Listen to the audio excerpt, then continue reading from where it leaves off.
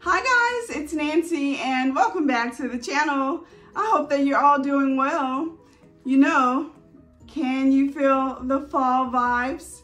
You know, this is a lot of people's favorite time of the year because the fall vibes are here. A lot of people love the fact that, you know, fall brings pumpkins, apples, autumn leaves, you know, and I think that everybody gets a little bit extra creative in the kitchen at this time of year. Your ovens start to come on because maybe you're baking a little bit more, and that certainly was the case for me this week. I have a wonderful loaf cake for you. You know, I love using my loaf pan because you don't have to make a gigantic cake, and you could try so many combinations with a loaf pan that you may not make, you know, in a regular round pan or a bundt cake that you can in a loaf, you know, pan. So I am trying this week a spice nut cake, and it's actually kind of a little naughty, a little nice, because I'm using Splenda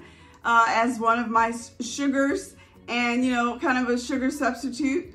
But you know, who am I kidding? There are plenty of other ingredients in here that make it, you know, special for the holidays. So it's not necessarily, you know, your low calorie treat, but it is a treat nonetheless. And if you love the spice flavor profile, you're gonna love this cake. So you want to see how it goes? Let's go. Okay, let's get started on our ingredients. I am using some self-rising flour. I love self-rising flour because, of course, it's all incorporated, such an easy baking item to use. 2 eggs, butter. I'm using fat-free half and half, Splenda. Also using a fat-free pudding mix, cane sugar. And for our spices, we are going to be using some Chinese 5-spice, a great ingredient here. I'll talk a little bit more about that. Pumpkin pie spice mix, of course. And then we're going to be using a couple of extracts. I'm using the cake batter extract. I love this extract. I even add it to my pancakes, guys. And the maple flavor extract. And a little bit of salt. You see, I'm almost out, but there's some salt. And of course, pecan, because you can't have, in my opinion, a nice loaf cake without nuts. All right, so we're going to go ahead and sift some flour into a bowl. And I'm sifting 1.5 cups of flour for this recipe. I will go ahead and add the quantities below so that you have them. So to our glass bowl again, I'm going to go ahead and sift 1.5 cups of flour. And I love my old-timey sifter here. I picked it up actually at a Goodwill, and I love it. Okay, 2 eggs we're going to add for this recipe. Do you use room temperature eggs? A lot of recipe call for room temperature eggs, and I think it's to ensure an even bake or an even cook. And I try to keep them out a little bit before I use them, just for that purpose. All right, so I am using 1.5 cups of sugar as well, but I'm using 1 cup of Splenda and then 1/2 cup of this organic cane sugar. So it's a little bit of naughty, a little bit of nice for the sugar mix because, of course, Splenda has 0 calories, and you know, it's a sugar alternative. And then, of course, the cane sugar is not fat-free, but you know, this is supposed to be kind of a holiday cake, so it should be a little bit sugary. All right, now my aunt recently gave me this trick. Pudding adds a bit of moisture to your cakes. So I'm adding sugar-free vanilla pudding to this mix, but only 1/2 packet. You don't have to, but I think it, you know, I certainly have seen a difference in my regular cakes. So I thought I'd give it a try here. Okay, so those are our ingredients in terms of the base of our loaf. Now, here is our butter. This is a half a cup of butter. And you could use salted or unsalted. I used salted and I added a dash of regular salt. And it wasn't a big deal. You know, some people say don't use salted butter because and then salt because, of course, you know, you'll be able to recognize it. But I wasn't able to tell at all. So a half a cup of butter. And I'm using a third of a cup of that fat-free half and half. All right, so here's the Chinese 5-spice seasonings. Now, I love this because the Chinese 5-spice is such a pronounced it's spice, and something like this, it has everything. It has cardamom, nutmeg, cinnamon, clove. You know, it's all there.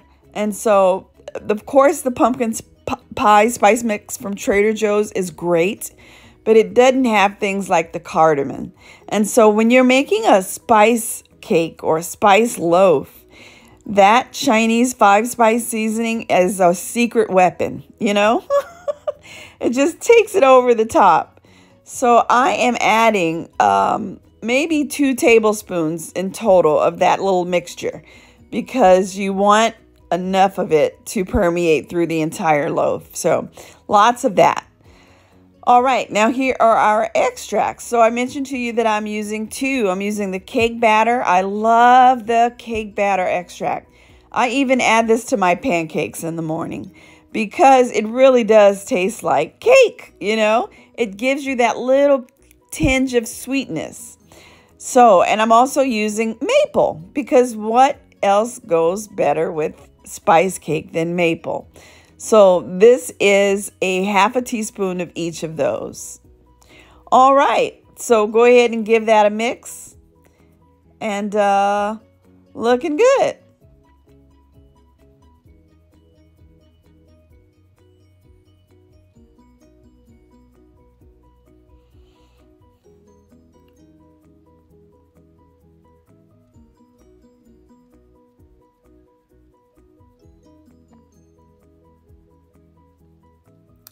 So this dough actually kind of reminds me of a cookie dough.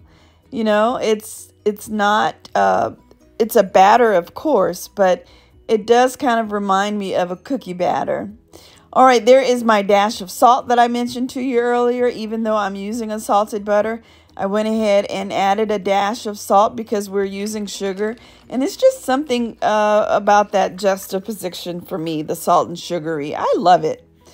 All right, here are my pecan, and I picked up pecan halves from Trader Joe's, a bag of those, and I'm giving them a rough chop, and I bet you this is about a half a cup of nuts.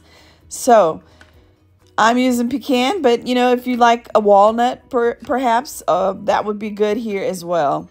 So I'm giving them a rough chop, like I said, because I want to ensure that the pieces are not necessarily, you know, uniform, but I want to make sure that they get throughout the entire cake in the batter, and it's incorporated well. And almost every bite that you take, you get a little piece of that nut. So, all right. Chopping those up, giving them a rough chop, you know. I love a spice cake when, especially during the holidays. You know, Thanksgiving is coming up. Pumpkin is a big deal. And this is perfect for something like that. And, you know, it's not overly sweet. You know, 1.5 cups of sugar you think is kind of a lot, but it's really not, you know, because the spices are so prevalent. It really does take over. And it's perfect for after dinner with coffee, you know. This was great. And I will certainly make it again, you know, for the holidays. So if you're not into, you know, really overly sweet desserts and you don't want too much of it because, you know, we're using our loaf pan. So you don't get a whole bunch of it. This is probably really perfect for you. I'm loving my ceramic loaf pan, and I probably will be experimenting with lots of things this fall for recipes. All right, I have my nuts, and I'm going to go ahead and get those incorporated into our batter here. Give those a good stir, and you see what I mean about that batter and how it looks kind of like a cookie dough. Look how sticky, and you know, look at that. I mean, you could just plop that down on a piece of parchment paper and you think you might get some cookies, you know? Hey, maybe I'll try that next. But there we go. All right, I'm just going to work this a little more. And there we go. That's what it looks like, all incorporated. And it smells terrific, by the way. All of the spices in there and those extracts, you know. And of course, the color is awesome with all the spices. All right, so there is our batter. And we're going to go ahead and add it to our loaf. And so our loaf pan. And what I've done here is added parchment paper.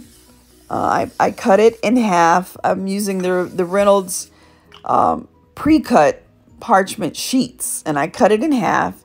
And so just, you know, slid it down into my loaf pan. And I have added some cooking spray. And it was perfect. It slid right on out of there. And so now I'm just going to go ahead and fill the loaf pan with our batter. I love this paddle spoon that you see I'm using here. This is actually from my rice cooker. And but it's perfect for something like this because the flat end of that paddle spoon just allows you to perfectly pat your batter into your loaf pan. And get really big scoops as you're coming out of your glass bowl. So that was perfect for me. Okay, getting the last of that batter. And see what I mean there? It's just perfect to kind of get that in there. I'm going to give it a couple of plops on my counter. Make sure that it all gets down in there good. I don't think you necessarily have to deal with any air bubbles, but... Okay, for the topping... I'm going to use the bowl that I had that melted butter in, the little bit of residue of butter, add a little bit of sugar, maybe a teaspoon of that cane sugar, add it to the microwave, melt that little residue butter up a little bit, mix that sugar along with a few extra nuts that I saved off to the side, and add it as a crumble topper to my loaf. So don't add any extra butter, just whatever bowl that you used to melt your butter in, you know, that's plenty. And, you know, it just is kind of ensuring that the sugar sticks to your pecan or whatever nut that you're using. And I'm going to use that as kind of a crumble topper to this loaf, spice loaf cake. And man, it was delicious. You know, an extra element of crunch. I love nuts in a cake, so this was perfect. You know, and it just kind of reminds me of fruit cake. You know, that's a holiday staple, of course. So this was perfect for that.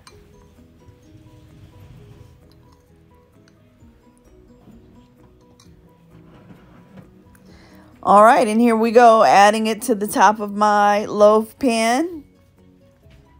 And there it goes. It only created a couple of tablespoons.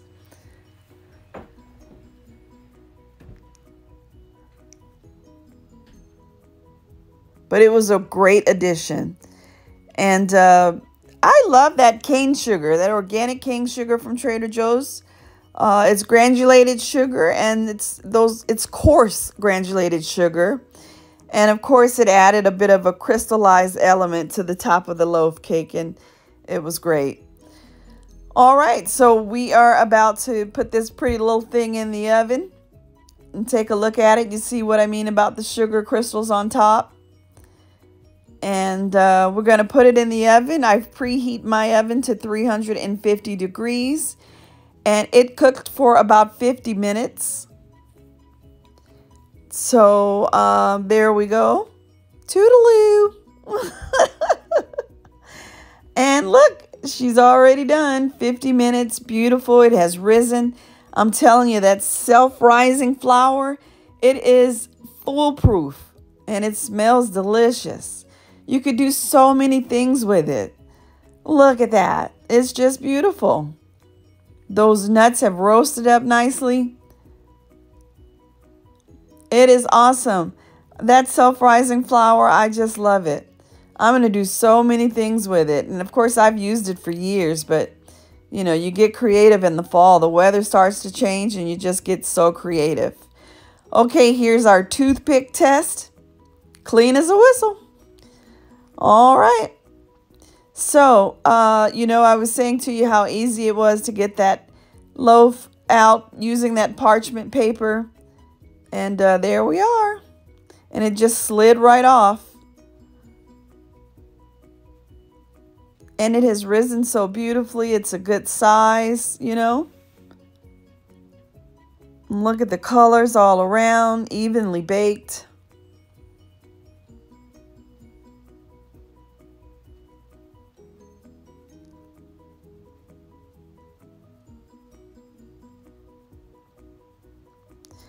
And again, did I mention the smell? It smells terrific in my kitchen. Just like a perfect fall morning. Oh my goodness. My husband kept asking, "Is it ready? Is it ready?" So good. So I let it sit for about half an hour. And, you know, because it's nice to have a little bit of a warm piece of cake, isn't it? Or something like this. Like almost like, you know, a banana nut bread. You like it a little bit warm. So we let it sit for about a half an hour and gave it a slice. We gave it a cut. Had a slice of it and it was perfect. And so remember I was using that vanilla packet earlier to ensure that it stayed a little moist. And it was moist. It was moist. It wasn't as moist as you would think, like for a, you know, a cake. You'd want something moist like that. But it was moist enough, you know. And remember, we only used half a packet. And this is a loaf, you know, cake. It's not supposed to be super moist. And so it was perfect. And look at the nuts, chock full of nuts there. I'm telling you, it was great. And so, not too sweet. This is perfect for coffee the next day. We had some with our coffee for breakfast. Snuck a little piece for lunch the next day. Got to give this one a try, guys. Delicious. So what did you think about that recipe? I love that recipe. My kitchen smelled so delicious, you know. I love a spice cake. It's kind of different from the norm. You know, if you really wanted to, you could add a little water to a little bit of powdered sugar and make you an icing topping rather than the nuts. You know, that would be delicious on something like that. Or even a cream cheese topping would be good. But I stuck with the nuts and the sugar. I thought that was delicious. I am gonna try the next cake in my loaf pan is a chocolate cake. You know, the self-rising flour, foolproof. So I hope to bring that one to you next. Well, I hope that you enjoyed that. Let me know your thoughts in the comments. I'd appreciate that. And subscribe if you haven't. And enjoy your fall. I'll see you on the next video. Take care, guys. Bye.